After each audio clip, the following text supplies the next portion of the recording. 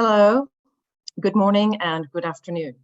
I'm Kristen Hughes. I'm the Director of the Global Plastic Action Partnership, and I welcome all of you to today's webinar. Today, we're going to talk about the opportunities and the challenges of investing in plastic circularity in Southeast Asia. This is part of a broader webinar series that we are launching that will also carry on with a number of other regions. But we're starting today and kicking off with Southeast Asia. And I'm very pleased to also be joined by a number of colleagues and friends who have been working very tirelessly to address this issue.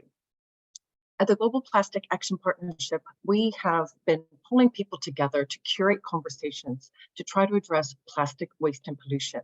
We run a series of baseline analyses and support governments with the development and publication of action roadmaps. But these action roadmaps cannot be implemented properly without the support of finance and investment. And one of the things we discovered a couple of years ago was there was a bit of a dearth around the investment going into plastic circularity.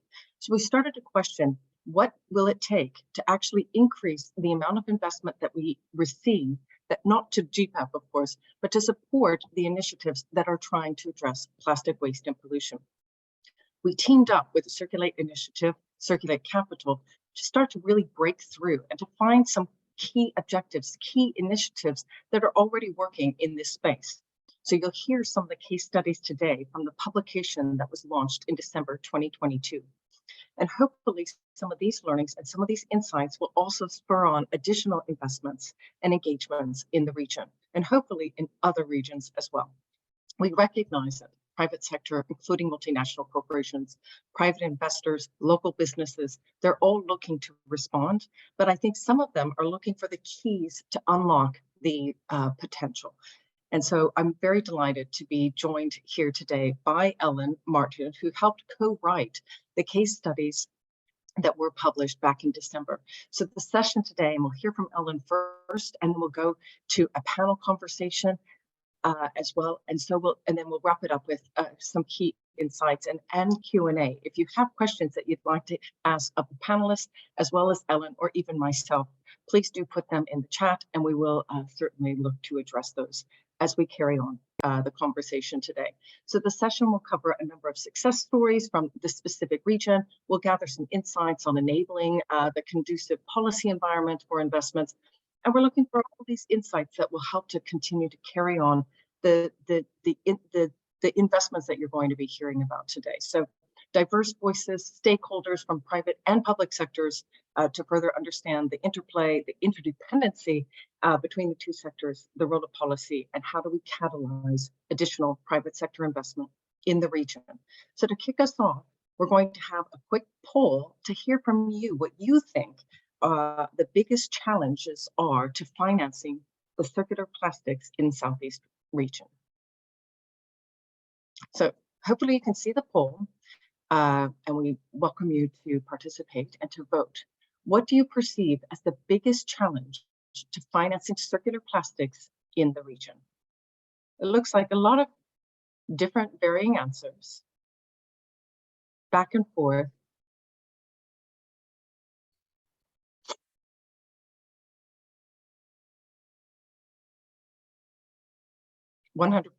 Oh, right, 88, 91, wow. It's a bubble of engagement. I love it. So thank you all for that quick engagement on the poll. It seems that 38% of you, the majority, think there's a lack of market incentives. I think the beauty of that answer is that Ellen will speak very much to that. She lives in the region, she understands the potential that market incentives can bring. I also like the second one here, the lack of enabling policies, because one of the things I've been discovering is that one of the roadblocks really is can be policy or regulatory environment. And I think we'll also hear from some of the other panelists around policies that have helped them to invest. And then again, the visible track record that we see here is so important, right? So you'll learn from these case studies that maybe a track record will actually start to help others to recognize the importance and the opportunities for investing in the region. And then similarly, today is one of these opportunities to share information and additional knowledge. So with that, I thank you all for engaging in that poll. And I think I will turn it over to Ellen who's going to walk us through a little bit the case studies that she co-authored and which we published and launched in December 2022, so just a few months ago, and then kicking off this series of the webinars. So Ellen, over to you. Great, thanks so much, Kristen. And it's been such a pleasure to work with you and the Global Plastics Action Partnership team to support better understanding and knowledge sharing about this work, how about barriers to financing, and how we can increase investment. The case studies that we published really serve to illustrate more clearly how investment happens. So to make it clear that A, plastic circularity is an investable sector, and B, that policies and the role of government have an undeniable influence on markets and investor perceptions of investability. So on the eve of INC2, it's only fitting that we have the opportunity to explore these things further, and with a deep dive on a few of the case studies and recent investment activities in Southeast Asia. So let me just start with a few of our key learnings. Plastic pollution is a complex problem. It requires concerted action, as we know, by a range of actors, and examples of successful investments and public-private partnerships in the region demonstrate that momentum is building to tackle the region's plastic pollution challenge. We would say that both public and private sector really can create the market conditions that are favorable to spurring growth in circular innovations and business models. Governments have a key role to play for sure in encouraging demand for recycled materials through regulation on product packaging, as well as providing incentives to companies that are innovating and taking leadership in the space. Across Southeast Asia, governmental actors are setting ambitious plastic waste reduction targets and working to adopt EPR and recycled content mandates, and linking plastic action to the broader goals of developing capital markets and creating mechanisms for climate finance. In anticipation of such policies, we've also seen some of the world's leading brands adopt and are encouraged to act, and we see this happening in the region as well. Secondly, innovative financing approaches are needed to support early stage scale up. So for startups and SMEs in the region, they are really key to fostering innovation and plastic circularity, and yet many of them are still in need of support and capacity before they're truly investable at scale. So impact-focused investors alongside of pioneering companies and governments can help to scale to greater capital as those companies grow. Finally, I would also say that development of domestic capital markets can indeed also help to mobilize private investment. And this is a role that governments are playing, but really centrally in the issuances of green bonds, for example, and loans, which in turn help to reduce the risk for private investment to come in.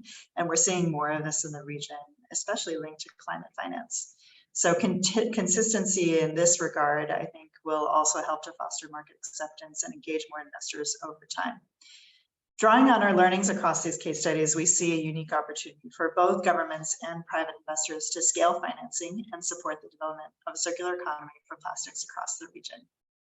So just briefly, we'll hear from a terrific panel today, but I wanted to give you a snapshot of some of the case studies and examples that we see.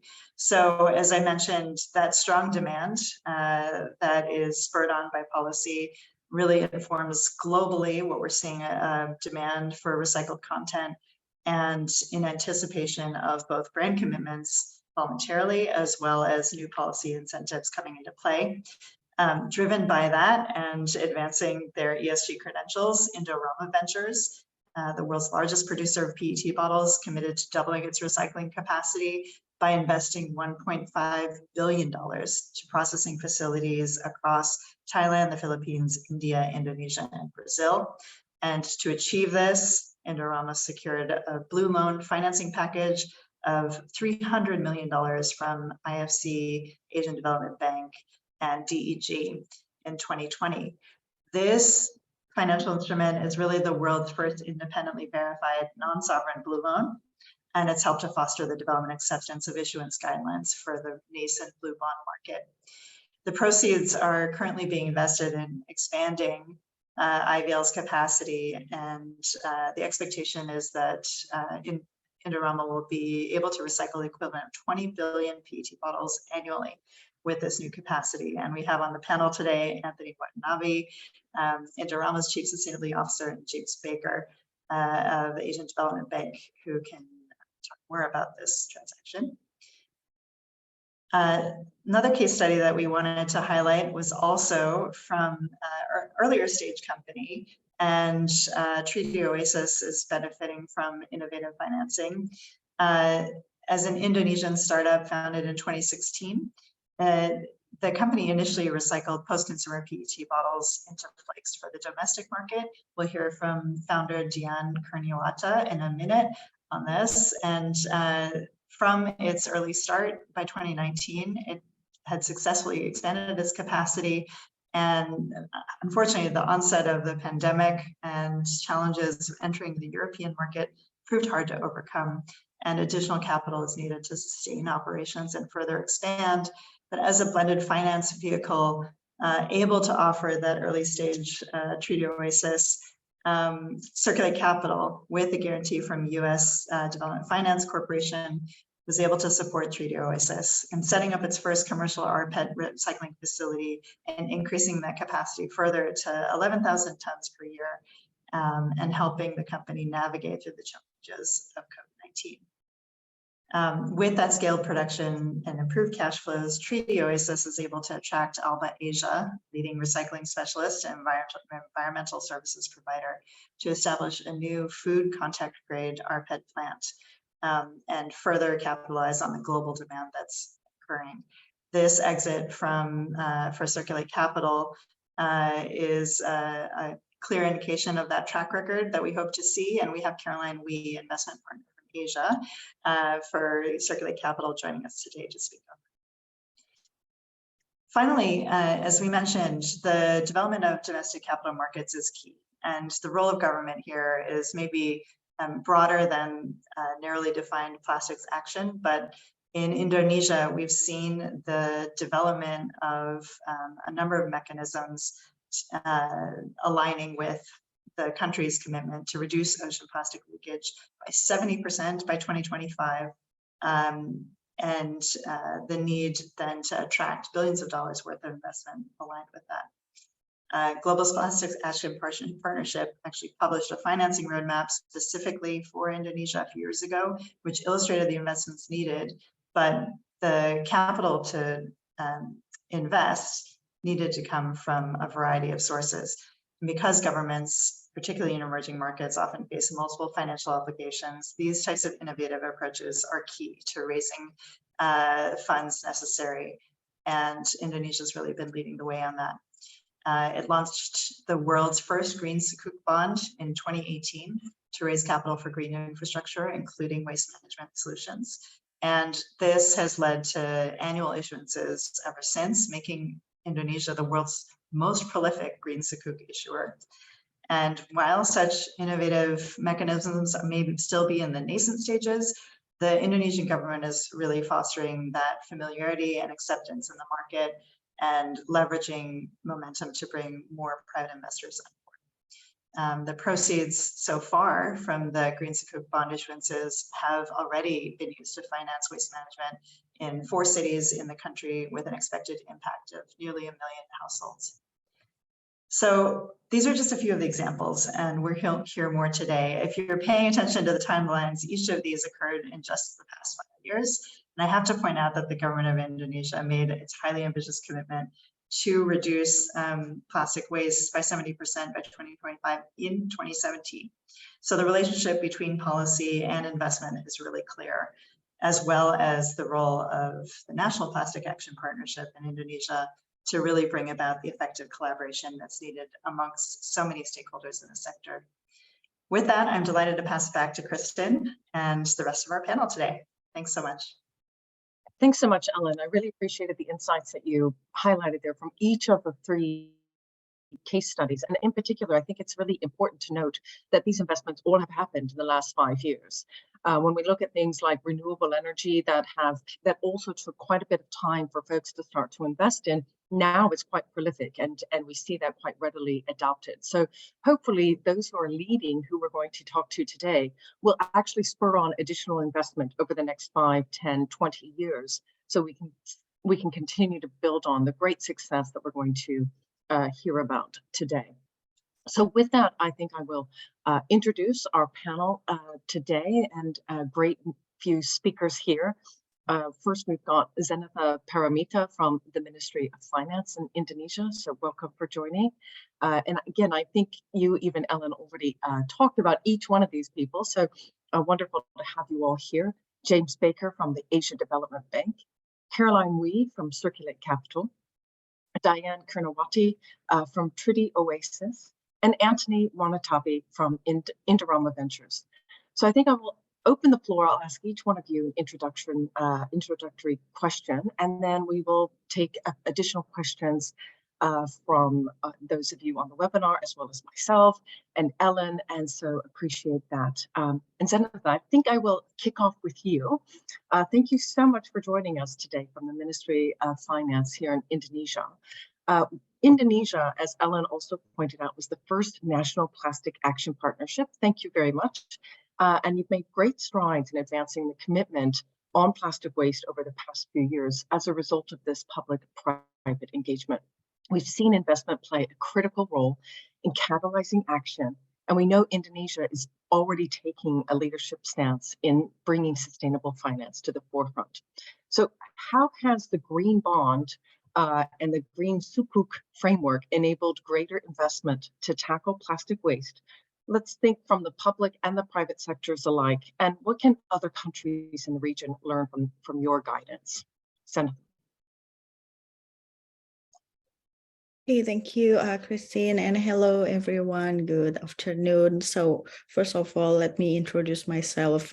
I know that you already mentioned my name, but hi, everyone. I'm Zenitha. I'm from the Ministry of Finance, from the Fiscal Policy Agency. I'm the center of from the climate change policy and also the multilateral. So regarding the NPAP, and then the question regarding the green sukuk, maybe before we're talking about the specifically on the green sukuk, maybe I want to tell you about what the government of Indonesia has done before the green sukuk. So we are undertaking the what's so-called the climate budget tagging.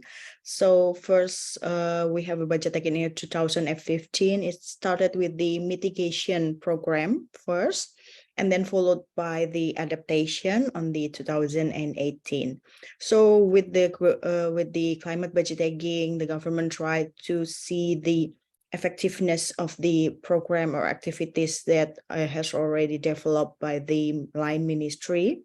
So in the one side, we have the plan, the national plan, and then we have the budget. And then also with the climate budget tagging, we want to know the gap, particularly on the financial gap within the plan and then the realization, and then what the government can enhance and how to fill the gap that we already know regarding the climate mitigation and adaptation. Specifically in this matter is waste management. So Green Sukuk framework is one of our innovative financing mechanism we're choosing to fill in the gap. So the Green Sukuk is start in 2018. There's already like 4 times issuance of Green Sukuk in 2018, 2019, 2020, and 2021. The total is up to 10.3 million ton CO2 equivalent that has been reduced by this Green Sukuk issuance. So for the waste and waste to energy management itself, it's up to 8 points. So it's different each year. For the 2018, it's around 7, and 2019 around 9, and then followed by 11% in 2020 and 8.3 on the 2021. So Indonesia itself, we are succeeded to decrease the plastic waste entering the ocean. It's by 28.5% from 2018. It's as a baseline to 2020. The source is from the Ministry of Environment and Forestry on this year. And then for the in the Indonesia Green Sukuk and Brown framework, so waste management, like I mentioned earlier, we have the exact percentage there. So waste management is one of the eligible green project for the Green Sukuk financing. So for the Green Sukuk, we have like dark green, medium to dark, and then light to medium and light green. So we already separate the waste management program activities that have already developed by the line ministry. So I think maybe it's all from me for now. And if you have any question, and then we can have a following up discussion. Thank you. Great, thank you so much. Sorry? Great, thank you so much, Anita. I actually really appreciate the way the government is actually working through these multi-tier approaches to investment around the green sukuk. And actually what we're starting to see, I think, in Indonesia is a great example of the blended finance. So what the public sector can bring, as well as private sector investment, but also some of the investments from the development banks. And with that, I think I'll turn it over to James Baker from the Asia Development Bank, ADB. James, welcome, and thank you so much for joining us today. We know ADB is known for investing in large, actually quite large infrastructure projects. And you just heard also from Sanita the way the Indonesia government is approaching these different green sukuk approaches. How does ADB view the evolution of plastic circular economy landscape, specifically from an investment perspective, and maybe even thinking about from a timeline, how have things shifted, and how have your engagements and activities continue to work and invest within this sector? Over to you, James. Great, Christine, thank you very much. It's great to be here, and hello, everybody. So yeah, I mean, ADB is known for large infrastructure investments, but increasingly we are working with the private sector, and I'm very lucky to be joined today by Anthony and Diane, who are both working with ADB with investments in the plastics recycling and circular economy.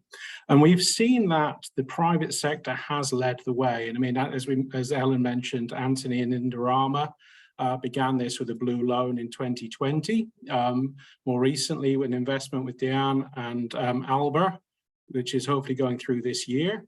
So we are seeing that the private sector has led the way, but increasingly we're starting to see governments and sovereign activities catching up, overtaking and beginning to lead the way. One of the interesting things from the poll at the beginning was the comments about policies. And the government of Indonesia in particular, we're looking at a policy-based loan based on the marine debris to support that 70% reduction in waste. And we're beginning to see the creation of those enabling environments, that capacity building within governments to support the circular economy.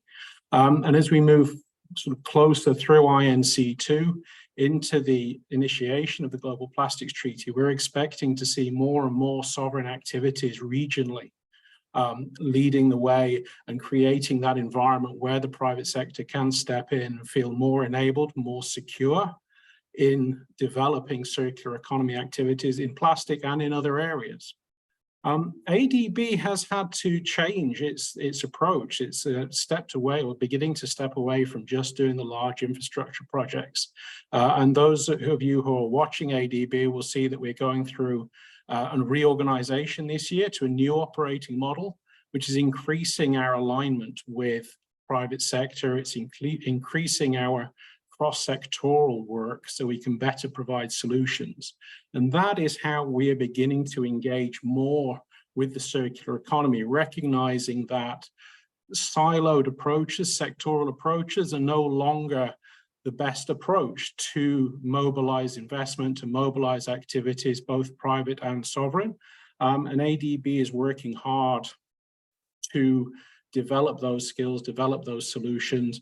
And you're seeing more and more, as with the deal with Alba and Diane and Treaty Oasis, ADB coming to smaller investments, more dynamic investments, more risk appetite than we've perhaps seen in the past, which we see as necessary to support the circular economy, particularly in plastics where supply chains are not as secure as the markets that we typically work in.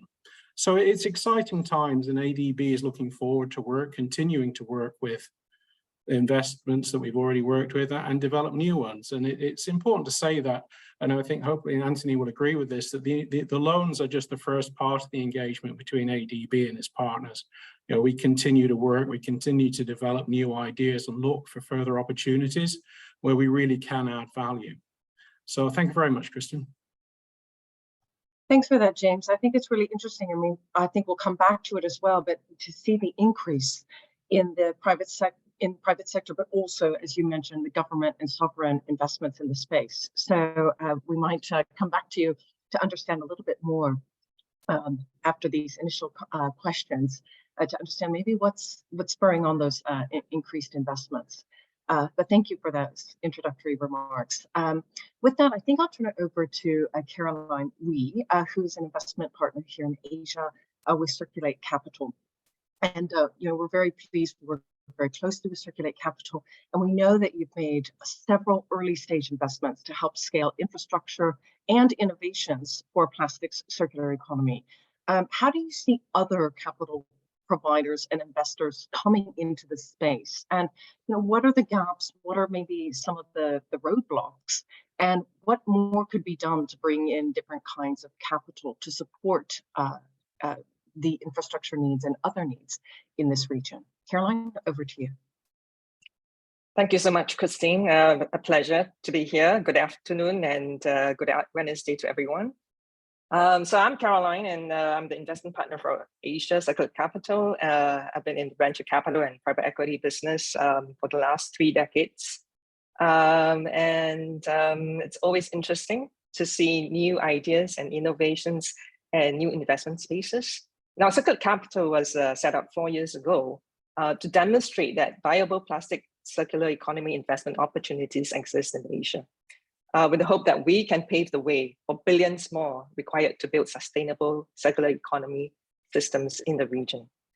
Back then, not many investors considered the circular economy exciting or financially rewarding. We are definitely seeing a lot more interest and an acceleration, as well as an increased investment awareness, both from the private and institutional investors. So on the fund level, last year, we broadened our investor base.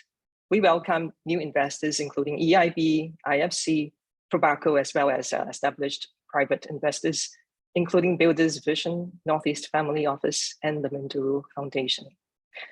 And on the portfolio level, across our portfolio, they have been able to attract additional catalytic capital for expansion plans. For example, in our innovation portfolio, our company has raised an additional 55 million to fund our industrial scale mixed textile recycling facilities. Lucro, our flexible plastics recycling company, has also recently raised a new round of financing to triple its capacity. In Indonesia, Prevented Ocean Plastic Southeast Asia has opened 3 new collection facilities across coastal Indonesia. And as a proof of concept and a significant milestone, 3DOSys partnered with Alba, becoming one of our first exits. So where are the gaps, and should there be more capital? Of course, more capital is always good to facilitate the expansion of the industry, because circular economy remains a very heavily underinvested space globally, and even more so in Asia, where economies have advanced faster than their waste and recycling infrastructures. There is a tremendous need to reform and to transform the recycling value chain, and there are many opportunities to support best-in-case businesses, both from early stage to late stage. So each company has its different growth path, and each growth process and stages require funding from different funders and debt providers. So at a very early stage, you will need patient and risk-tolerant capital. And as the company grows, they are able to attract venture capital, private equity, and then you're supplementing this with a prudent proportion of debt. And finally, as the company matures and is ready, either to be sold to another strategic investor or to the public market, it then provides exits and then the ability for investors such as Circularity Capital to monetize our investments. And then we promote and we encourage a new crop of investments to be made. Yeah. So I think that's the experience and our journey so far. Thank you. Great, thank you for that, Caroline. I think you raised a couple of very important points also about just raising awareness and the ability to bring more investors to the forefront. So we might come back to that and understand a little bit more about what more we can do to raise awareness as well. With that, I'll turn it over to Diane Kernewati from Treaty Oasis. I think what's fascinating here is that you are a recycling entrepreneur. So I think maybe folks would like to understand what that means, but also, what's a lesson you've learned about working with investors, attracting investments? I mean, James also mentioned working with you. And so I think maybe if you could share some advice that you have either to bring other entrepreneurs into this space, but also how do we bring other investors in, and what's your experience been like to work with them and to attract investments into your entrepreneurial efforts? Diane? Thank you, Christine, and thank you, everyone. Good afternoon. So I'm Diane from Indonesia. So I'm the founder and director of 3D Oasis Group, a plastic recycling company based in Tangerang, Banten. So yeah, it has been a fascinating journey for us at 3D during the short term and the growth that we realized, thanks to a good timing as well. It has been probably different if we set up 10 years ago, the company. So my first lesson to work with investor, I think for us is the importance of partnership and collaboration for growth. So as Caroline earlier mentioned, because for us working with the investor, the growth that we achieve through the partnership and collaboration is not only the growth of the company itself. So we talk about the financial growth, company growth in terms of the amount of plastics that we can recycle, that also growth impact for the environment, but also the inside of the organization itself, the capacity building and so on. Because what we see is from the investors, obviously what we work together with Circularity Capital before, because it's not only the financial aspect that they bring, but also the capacity growth, leadership building, and also the way how we need to manage our operations in terms of balancing the growth of the company and the balancing the growth of the team and the management and the operation management. So that's one thing that I learned, the importance of the partnership and collaboration for growth. And then second, the advice probably that I can give to other entrepreneurs before they're approaching investors is, I think first is we need to understand our need first, and then you can see who's the investor or what type of investor that you can work with in order to achieve the needs. Because I believe a different company or different stage of the company needs different kind of investor. For example, in our stage, when we set up the company, to be honest with you, in 2016, I just need someone who give us money. So I don't care about like the value of the company and so on. So for us, it's like, okay, if anyone can give us money or lend us money and prove the business model, for us to prove the business model and to scale up. And then the second stage, when we know we already grow, we think that we need international investor who also share the same value, who can give us access to, let's say, more international network and give more vision and access also to market knowledge and so on. That's how then we reach for that type of investor. And then along the way, when we grow, we realize that the key is also in our operation and strategy. That's why we need kind of like a strategic partner who has the like the content in terms of how to more scale up the business, while we can in parallel setting up, let's say, diversify our business. That's how we see the value of the investor according to the stage of the company. So that's probably the advice for the entrepreneurs. And then second is for the investors who want to come in into Indonesia in this space. It's the same case. You need to know what is your target and in which company stage that you want to invest. There will be also different target, like what Caroline mentioned. For example, the early stage, it is the approach, and then the second stage and so on. And especially for the initial stage, I think what you need also to invest is also the capacity building and the importance on to develop these entrepreneurs to be ready to invest. So kind of like incubators and so on. So those are for me the remarks, the advice for entrepreneurs and investors. Thank you, Christine. Super, thanks, Dion. I really appreciate that. And I do think that hopefully other entrepreneurs can learn from you and build on your experiences and attract finance and investment in this space. So thank you for that. Last but not least, opening remarks from Anthony Watanabe with Indorama. Anthony, we work so closely with Indorama and appreciate the partnership with the Global Plastic Action Partnership, as well as the NPAP in Indonesia.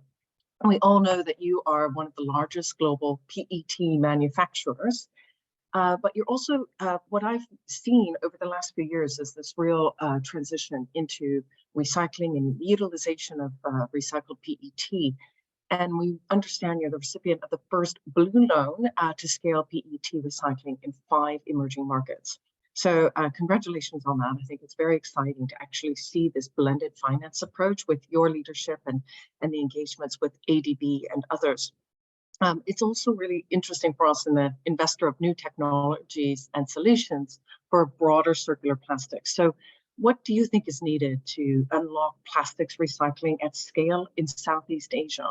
And how is Indorama using its balance sheet to do this? I think it'd be interesting to hear the finances on that, as well as the innovation and your approach as a business. And then also, finally, what do you want your investors to know about the opportunities for shaping Indorama's future growth in the region? So, Anthony, thank you for joining us. Over to you.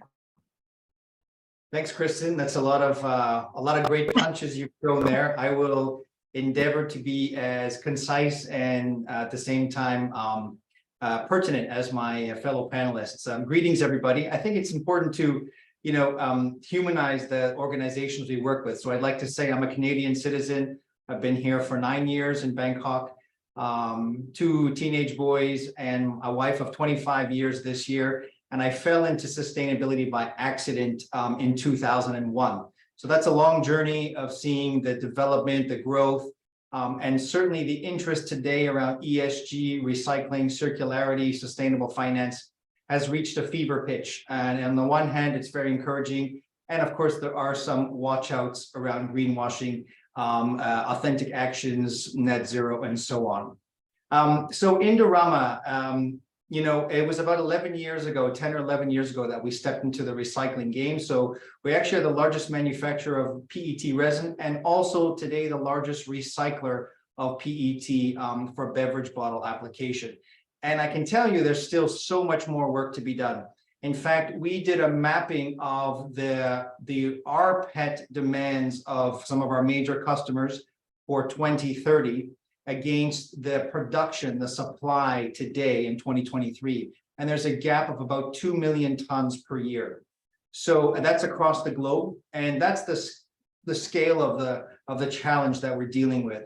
On our side, it's, I won't say easy, but we know how to go in and set up a recycling facility. I'll talk a bit about the partnership with the ADB and the IFC and so on. But we really do need enabling policies that help drive collection and collection infrastructure. So, for instance, I might be the only one sitting here in Thailand today. Last year, the Food and Drug Administration lifted the ban on rPET for food and beverage application here in this country. It was a result of 3 years of advocacy work. We were a part of that chorus of organizations working with the government. That's a big deal. That is now unlocking a lot of potential, really cementing the economic value of the used bottles to get them back into the stream. And of course, there's a lot of emotion about plastic. We like to talk about the mismanagement of plastic waste, and it's for absolutely good reason. We do feel that there is an important distinction to be made around PET, which is a collectible polymer, which is a highly recyclable polymer. We've actually had discussions even with the Minderoo Foundation, you know, the Plastic Waste Makers Index. They fully agreed. We have a constructive dialogue with that group. So it's important to distinguish. I think that's there is an inherent economic value, a recyclability. Last year, we recycled about 342,000 tons of post-bale input. I can tell you honestly, it is a small percentage of our total production. We are working hard to scale that. Our targets for 2025 are to more than double that to 750,000 tons, and by 2030, again, double that to 1.5. So frankly, those are really ambitious. I'm not sure how we're going to get there. One of the ways is through partnerships like with the ADB and the IFC. So the financing has gone to one greenfield plant in Karawang, Indonesia, that will come online in September.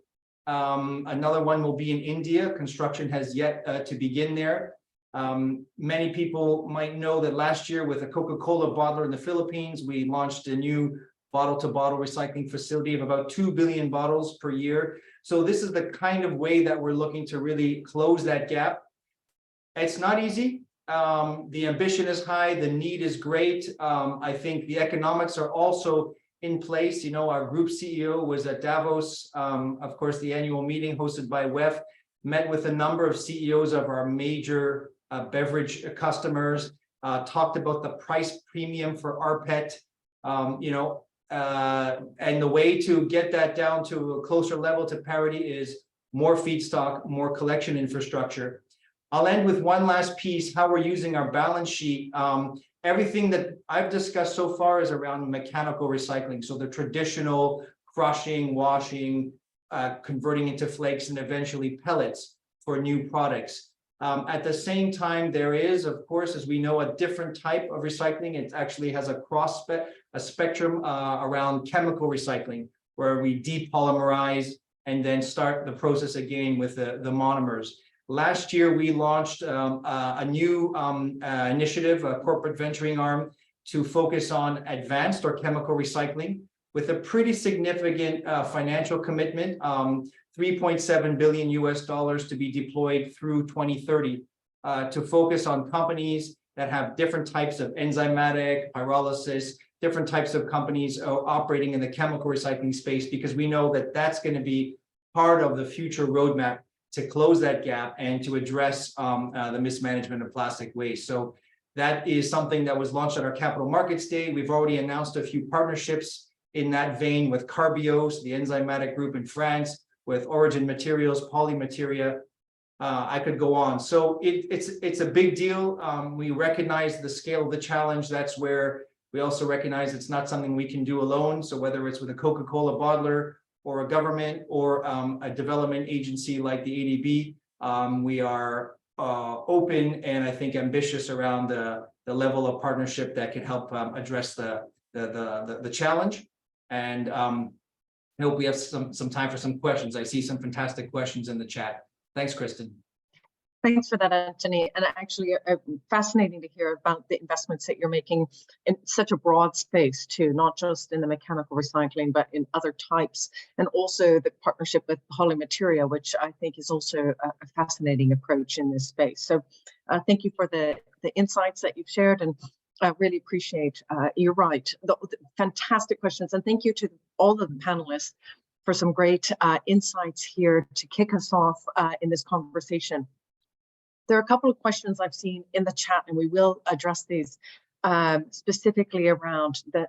Today's panel is really focused on waste management and recycling, and what can we do around innovations further upstream. And the first thing I want to point out, and apologies, I probably should have set the stage a bit earlier, but when we started to think about the case studies that we could bring to light here within the Global Plastic Action Partnership, we recognized there were a lot of different kinds of investments we could focus on. There were a lot of different kinds of approaches throughout the supply chain and the value chain. And we decided relatively intentionally to focus initially downstream, to really think about waste management, the barriers to collection, to sorting and recycling.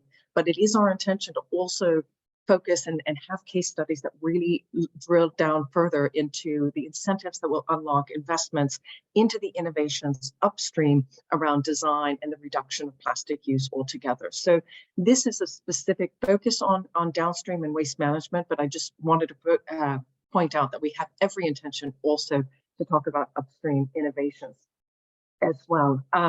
That said, Ellen, I may turn it over to you. And whilst this set of case studies has not, we've seen quite a number of questions in the chat around what are we doing, and are there investments going into some of the designs further upstream to reduce plastic usage, maybe through some of the business models around reuse, refill, and I figured Circulate Capital and the Circulate initiative, you're probably seeing that a little bit as you're scoping out where to invest and how to engage. So I wonder if you might be able to address them, as a number of our viewers have asked us today, what's happening in the investment space further upstream? Yeah, terrific. And yes, it was absolutely their intention to call out what's happening there. And there are a number of resources that are in the works around the reuse landscape, for example. And I know GPAP has been involved in those efforts. So we do have one case study in the toolkit that highlights what's happening in the space. And this area, I think, is one that is still in its earliest days. We see a lot of activity happening in very early stage startups and companies that are just starting out, I think in part because of the attention on the overall environmental challenges and a call from a variety of stakeholders for these solutions to work. And we have also seen, I think, in a number of cases, brands start to pick up on this and say, okay, yes, we are committed to adopting these types of models and experimenting with how these could work within our business.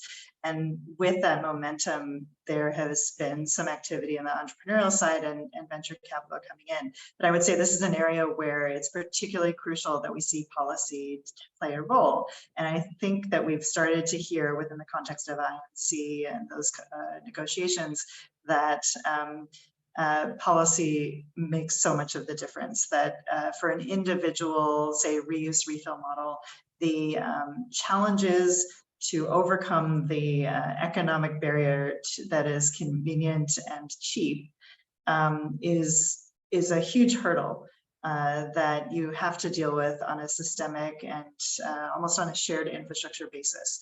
So what creates those types of economic conditions? It's policy, incentives, and regulations.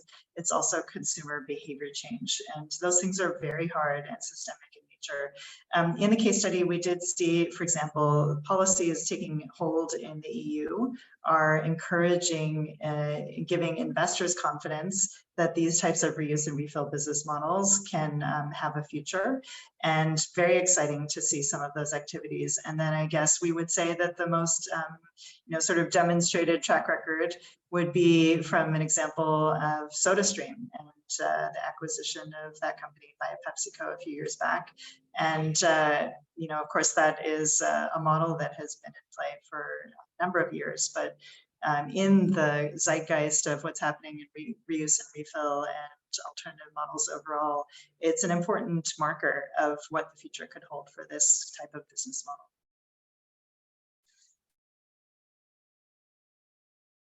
Great.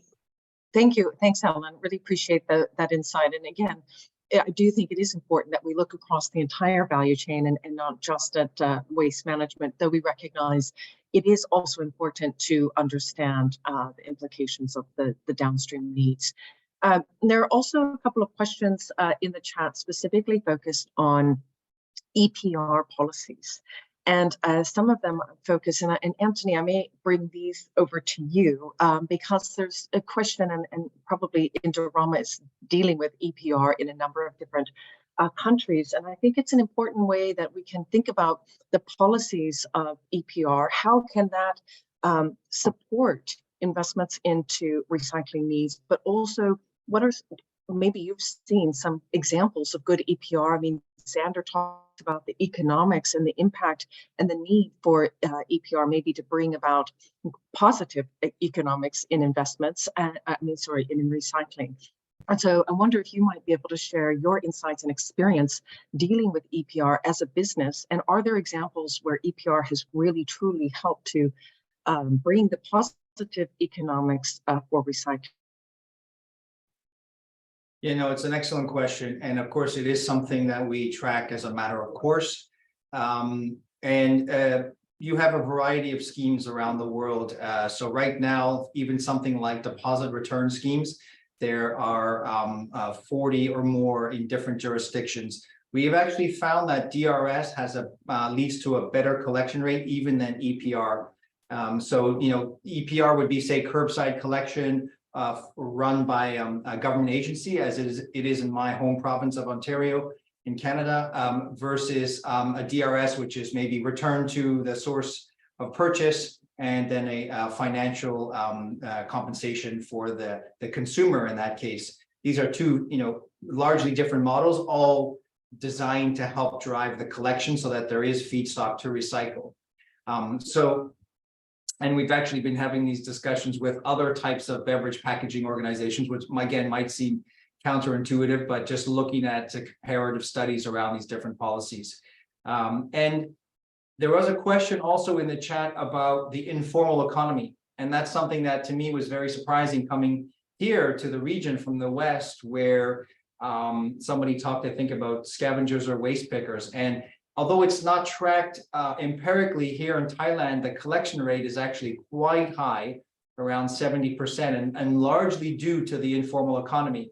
And I know that's the same with varying degrees in different countries here in ASEAN. And so even that, going into a jurisdiction and building a formal recycling facility, we have to be mindful of that informal economy, watch the financial inclusion.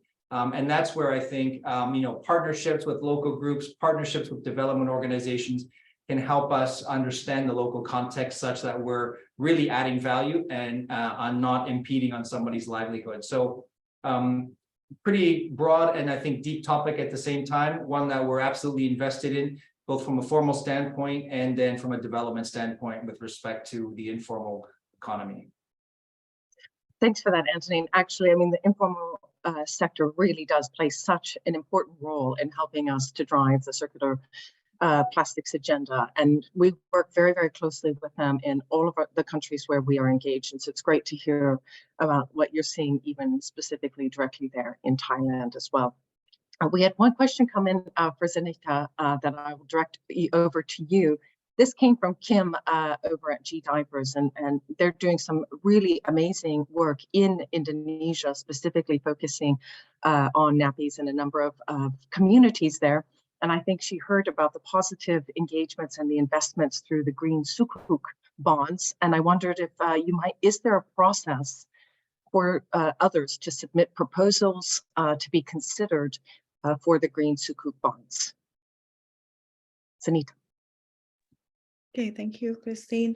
So actually for the green sukuk framework, I think there's like two different things in Indonesia, because for the green sukuk, we have the sovereign green sukuk, but for the green bonds, it will be managed by the OJK through the commercial banks.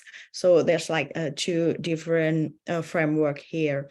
So regarding the sovereign green sukuk, because I'm from the government side, so the underlying program or project for the green sukuk is selected from the climate budget taking scheme that I already mentioned earlier. So this climate budget taking is implemented in the national level in the line and the ministry. So the program or activities that becoming the underlying project for the green sukuk is the one that have been developed by the line ministry in the national level.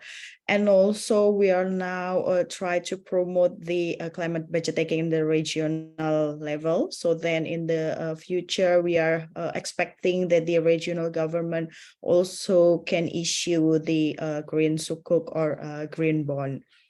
because in Indonesia, we know that the main actor particularly for the waste management, it should be the regional government, not only the national level government.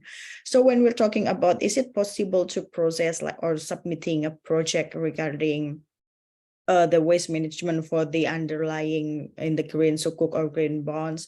Maybe I think it's not possible for the sovereign one, but I think it's like possible for the green bond that managed by the OJK that will be issued through the commercial bank, because they are like filtering all the national program activities by the private sector that could be and then funded with the this scheme. Maybe that's all. Thank you. Thank you so much for that, Sunita. Really appreciate the insights, and hopefully that will also help Kim and other entrepreneurs and innovators to work with you and scale some of their efforts. There were other questions I wanted to quickly address. One, in Trudy, I think I'll push some of these questions your way. One of them was talking about specifically case studies where financing and investment is going to low value plastics recycling initiatives and not just PET or HDPE. And so I may ask, what are your thoughts, especially as an entrepreneur focusing on this? But also Peter asked, and he says maybe you answer, how can we also find financing to scale collection at source and segregation at source? And I imagine this will also be something that you're how do we start to bring about investments, and what are you doing about non-high grade plastic pollution? Yeah, thanks, Christine. So when we started 3D Oasis, we started with the high value plastics, which is the PET bottles, like what Anthony mentioned, it's a highly collection and high value. But starting last year, we started to also diversify our impact in the low value plastics, because all of us know that this is the 90% plastics that not being recycled because it's low value.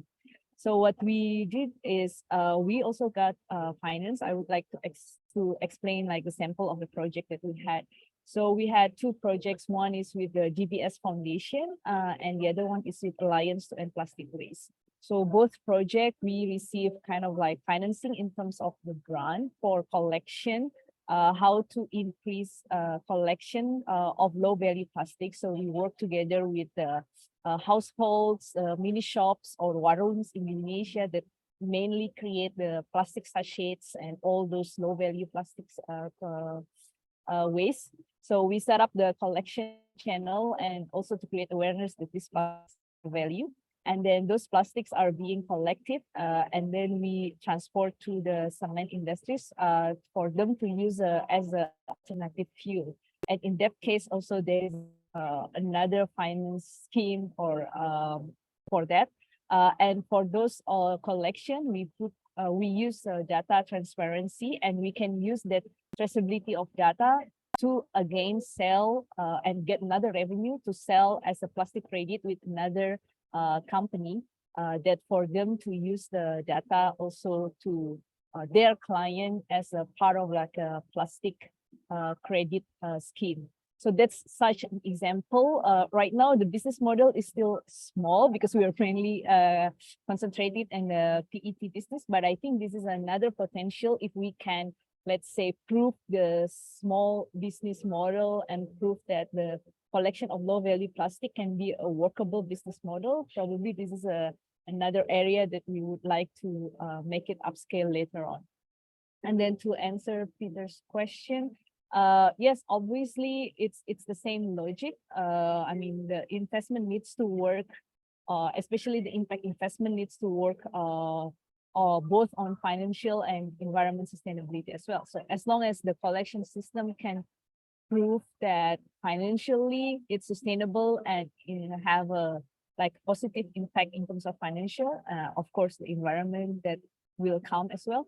I think that can create investor also to invest, because coming in the recycling industry, the source, material source and collection is really the key right now, how to be able to have that responsibly collected all those materials or all those waste. And now the transparency and traceability of that materials are also important. So if we can have a collection that can provide those, and at the same time having a positive financial impact, I think that will be an interesting aspect for investors to invest. I hope I answered the question, so let me know if it doesn't answer. Yes, thank you. I just wanted to make sure I had unmuted myself there for a moment, but thank you for that insight. I think also, it's interesting to also mention the informal sector and the social implications. And I might turn it over to Caroline or Ellen, because I think it would be helpful to also understand, as people think about investing in the space, what are the social implications that one thinks about, and what are some of the social impacts and around the informal sector that maybe the investors could also be considering? And again, Caroline or Ellen, I imagine, given your investments, you are thinking about this. Would either one of you interested in taking that question? Caroline? Ellen? Good question, excellent question. It is very important, and it is fundamental actually in our mandate. So we are very keen not only in the financial returns aspect of it, but also the impact that it delivers when we make investments. So across the portfolio companies that we have, you will be able to see that, the traceability, the ability to make sure that decent wages are paid to waste collectors. These are all key criteria when we look at investments. So it's a very different sort of criteria compared with traditional or mainstream venture capital. And that's why I think a lot of people who try to come into this space find it very difficult, because if you just measure the financial returns, it may not be as attractive. But when you put together both the financial and the impact results of making the investments, then it's a very different ballgame. And I'm glad to see that many international standard boards are now thinking and in the process of implementing standards and measurable tools to not only determine how much financial returns is gained from making such investments in the green economy and the plastic recycling business, but also the impact and the emissions that measurable, and then you can actually turn it into actual results that you can present to investors. And that I think will be a very different and very impactful future that I hope to see soon. Yeah. Great, thanks for that, Caroline. Oh, sorry, Ellen, did you want to add to that? Yes, just briefly. That was exactly, I think one of the differentiators for someone like Circular Capital and looking at an investment. But I would say that, we see a space in which the informal sector is seen as a social risk, rather than really recognizing them as the human infrastructure that I think Ian described fairly well in his example and experience in Thailand even, that we need to be thinking about investing in inclusive models, and also that investors need to have a real understanding of the impacts, both positive and negative, when they're investing in scaling infrastructure that can be created when doing so. Great. We'll see more of that over the next few years. Super, thank you. Thanks both of you for those insights. And I do think it is really important that we consider the social impacts as well as the environmental as we consider these investments. James, I think I'll turn it over to you. I've got a quick question here also from the group here in the webinar, talking about how we can de-risk investments. And I wonder, from an ADB perspective, thinking about even smaller scale collection projects, and wondering, you might not even focus on those, so that may not be appropriate, but is there a way for us to de-risk investments? And are there other ways are there other viable financial mechanisms that can enable capital flow into smaller projects? Great, Kristen, thank you. So yeah, it's an interesting activity, and it's one that Diane has helped us with a great deal working in Indonesia, as to how for a bank like ADB to get comfortable with intermittent supply, many individual small suppliers into quite large investment projects. Diane has come up with a great strategy.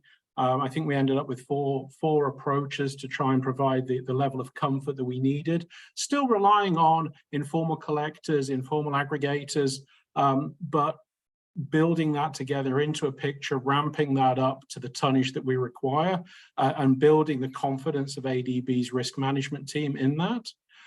It's an interesting question about the plastic credits, and it's something that I am looking at, and Ellen and I have this conversation regularly about plastic credits and how we can make them work, and whether the future of the Global Plastics Treaty will be built around plastic credits. And it's something that ADB is looking at very closely in terms of digital solutions. And I noticed there's a few questions here about how we involve the informal sector, how we add value to the informal sector. And I think this will come round to how we can sort of mobilize funding for smaller collection projects.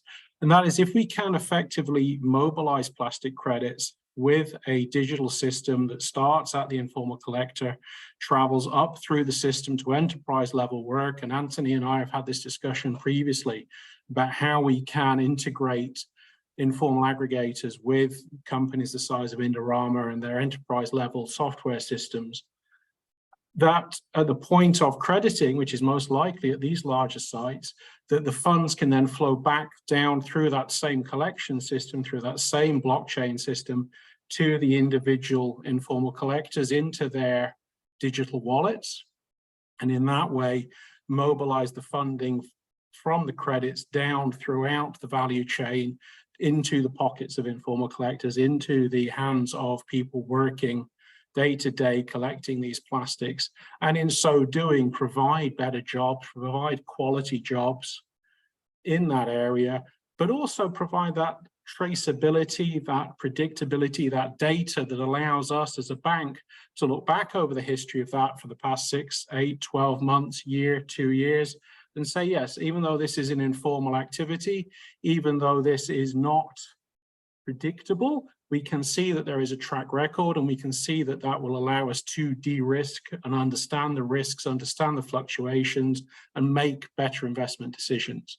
So as with everything in the circular economy, it is an ecosystem. There are many moving parts, but it is something that we are all on this call, I think, working on from different angles.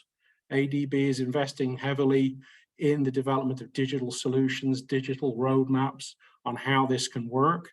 And we look forward as we move through to the Global Plastics Treaty to see how we can use plastic credits, how we can use other funding mechanisms, other data collection systems to allow us to de-risk, to allow us to understand informal markets and become comfortable with them.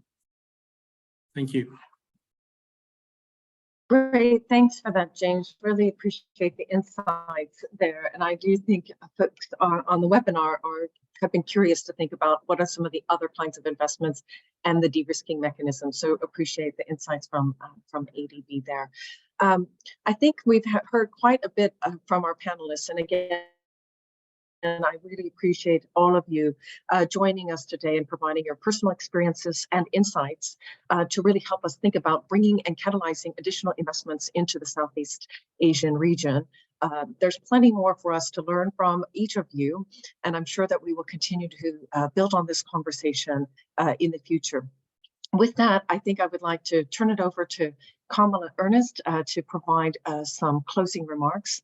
Kamala is joining us today from UNEP, the United Nations Environment Program, and they've just published a flagship report that will highlight key insights. We will share the link in the chat as well. And of course, UNEP is really helping and driving the Paris, the INC process for the Treaty on Plastics, Waste and Pollution, and will continue to bridge these conversations in Paris. This be kicking off later this week. And so a wonderful time for us to have Kamala here addressing the group and supporting our conversations on investing in addressing plastic waste and pollution. Sorry. With that, Kamala, I will hand it over to you, and thank you for joining us today. Thank you, Christine. Glad to be here, and thank you to all the speakers for the excellent insights and information, and also to the organizers, GPAP and the Circularity Initiative for this collaboration. with UNEP and the Sea Circular project that focuses on land-based plastic pollution in Southeast Asia for this excellent outreach, I would say, on this key topic. Glad that we are able to once again come together to serve stakeholders and beneficiaries from this region. And I think we have a good number of friends and partners from our network, which is called the Sea of Solutions. And also thank to all the participants who have interacted actively in the chat box. The Q&As were excellent.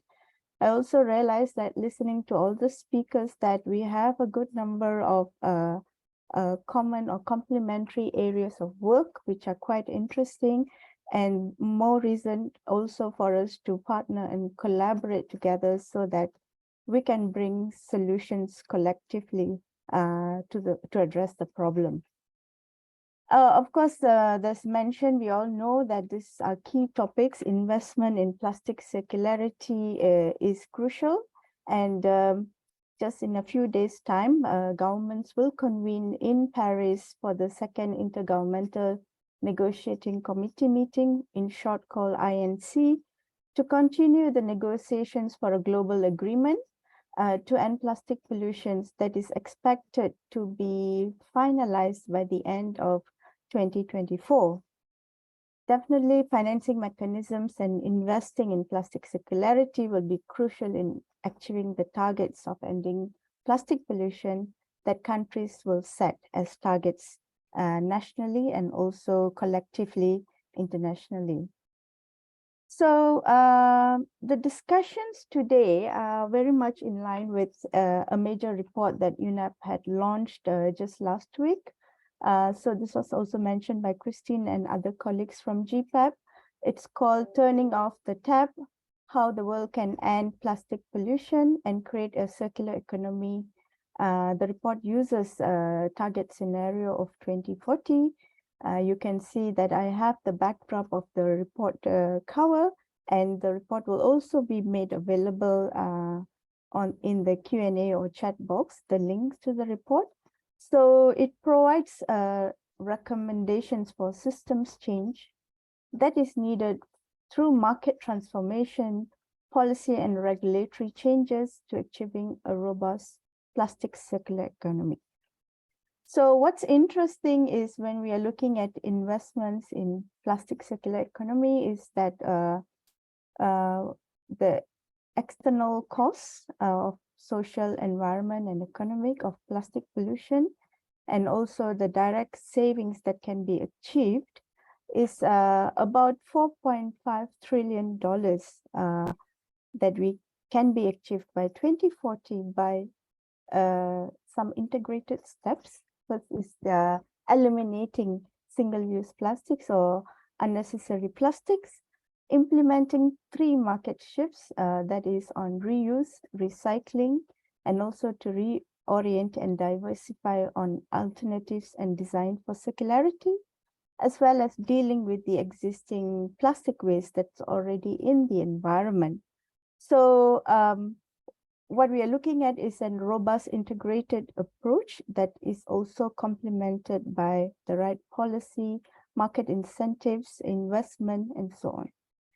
So this integrated approach can potentially reduce plastic pollution by 80% by 2040. So these are huge potentials in terms of looking at avoiding problems and reducing pollution and environmental impacts, plus also looking at the social elements, which has a lot of co-benefits, especially for the vulnerable groups. And there was also mention on the informal waste sector, where they play a key role in addressing the problem. So that's on the report, and it's still hot. So please feel free. This would be also a good guidance or reference for government stakeholders on how to address plastic pollution. Great, Then thank you, Pamela. Thank you. I want to highlight that report that just came out because it really is so important. And as we wrap up, do check out this report, Turning Off the Tap. It'll be very important for folks to build on as we go into the INC negotiations this week. And I also, as we wrap up, I want to thank our panelists and all of you for joining from the webinar. There were some phenomenal questions. We did not get to all of them, but we will certainly look to build on those as we deliver the second set of case studies in the future. And in the meantime, thank you all again for joining us today, and we wish you a very pleasant evening and afternoon.